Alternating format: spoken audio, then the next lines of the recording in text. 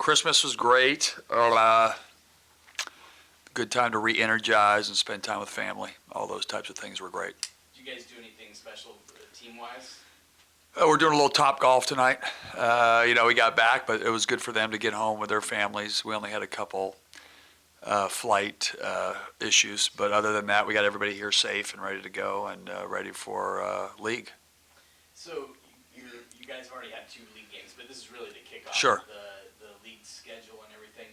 What have you seen just in your scouting of USC, UCLA the next couple games? Well, we watch a lot of games and we focus on one game at a time. But some of these games have been televised. USC is, they've beat us 5 straight times. They're a team that I thought it was a really good game in the Pac-12 tournament. But they're moved by Drew Peterson, one of the best. He makes their machine run. Boy, he passes, he assists, he shoots, he scores. He's a go-to guy. He's a veteran, and Boogie Ellis is a dangerous scorer, one of the best players in the league. And then they got a lot of Joshua Morgan leading. I think he might be leading the country or second in blocks in the country and first in our league. So they got a lot, and they got some other good, really talented young guys. So it'll be a great matchup for us.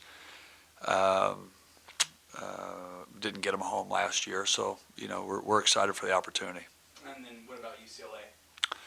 From watching them and not studying them, one game at a time. They've been one of the top teams in the league for the last since Mick Cronin's got there. They've been old. Jaime Jaquez and Tiger Campbell. They're just they're. Singleton. I mean, they're just really, really talented. To be able to go on the road and do what they did in Maryland and in New York City against top teams shows that they're playing at a high level right now. And just like USC, I think they've won 4 in a row. They're hitting on all cylinders right now. I'm sure watching the Auburn tape was a little tough, but did you see some good things from the team even with the results? Yeah, I thought we came out a little, I think, tense. We missed some shots, that you got to make in those types of games, and it was just one of those games where they're really tough, they're really physical. We had a hard time scoring, but we kept ourselves in the game.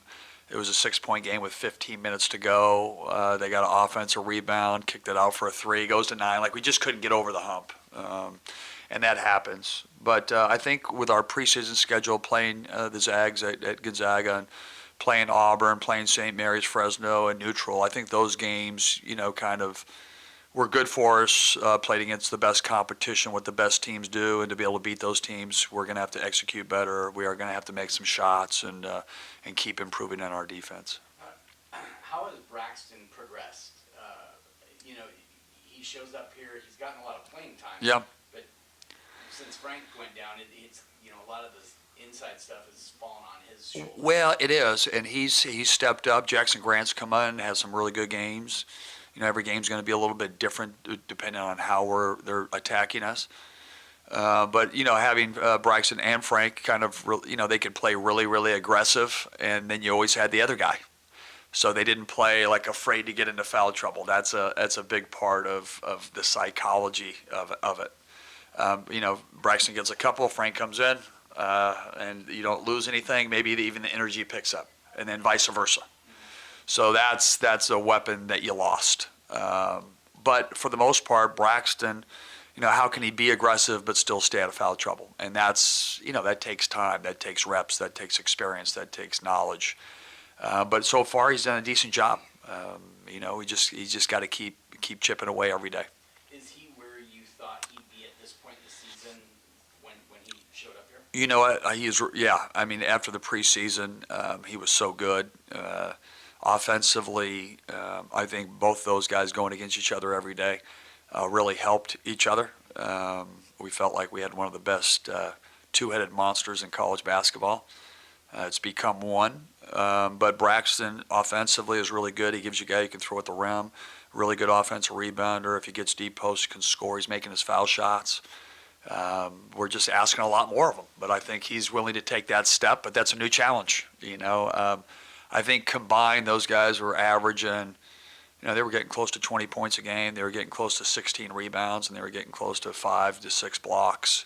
And then you have the aggressiveness part of it with both of them compared to one. But really proud of his development. He just got to keep getting better.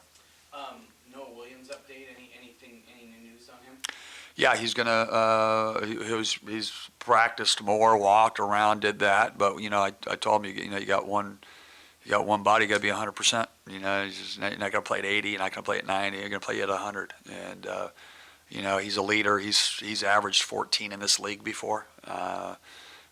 He's been an all-league caliber player, so we're excited to get him back and playing and fitting him into what we're doing.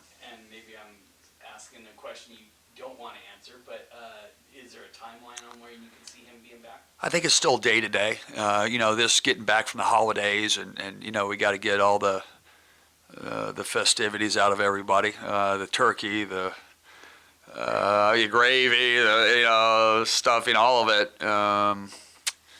But we'll see. He's a hell of a player. He was a big part of what we were trying to do at the beginning of the year, and only to have him for a half in the first 13 games kind of hurt us. But it helped us in a lot of ways because other guys got experience, and we've become better for it. And so now we just got to get him back in, and we just want him to be healthy. And when he's 100%, he will help our team dramatically.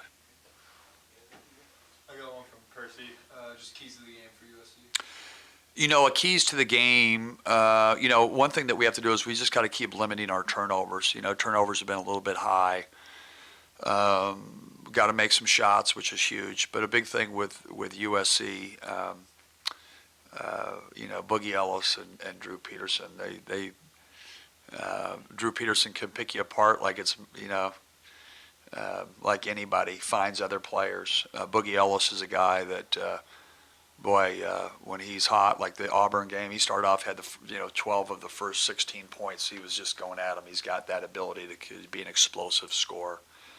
But we got to do what we do. Our deal is limit our turnovers.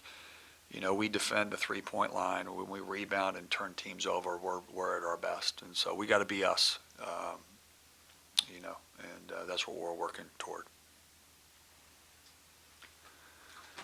And they get all that warm weather and all that stuff at the Alamo Dome or Alamo. Where are we playing? Do they play at the Alamo Dome? Alamo Dome. All right. Thank you, guys.